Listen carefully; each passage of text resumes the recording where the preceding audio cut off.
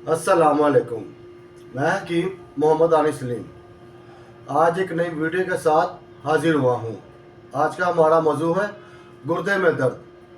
गुर्दे की दर्द ऐसी तकलीफ़ चीज़ है कि अगर इसमें सुस्ती से ज़रा सा भी काम लिया जाए तो बाज़ का मरीज़ को बहुत नाजुक हालत से गुजरना पड़ता है।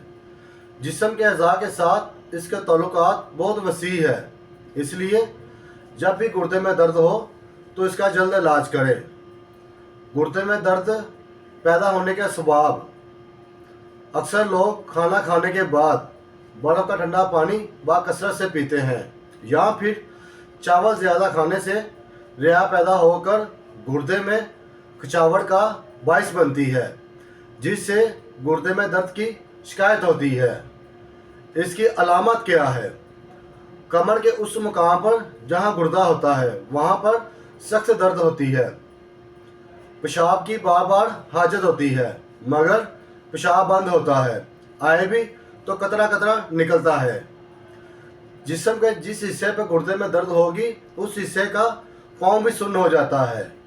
इस मसले से बचने के लिए मैं आपको एक नुस्खा बताऊंगा, जिसके इस्तेमाल करने से इंशाअल्लाह 2 से 3 दिन में दर्द मुकम्मल ठीक हो जाएगी।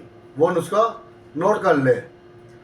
कलमी शोरा, जोंकार, तबाशी नुकड़ा, जड़कासनी, जड़कमो, कलवंजी, इन सब चीज़ों को हम मकदार वज़न लेना है और इसको पाउडर कर लेना है। सुबह शाम खाने से पहले आधा चम्मच कच्ची लस्सी से इस्तेमाल करें। इंशाअल्लाह आपका ये मसला हल हो जाएगा।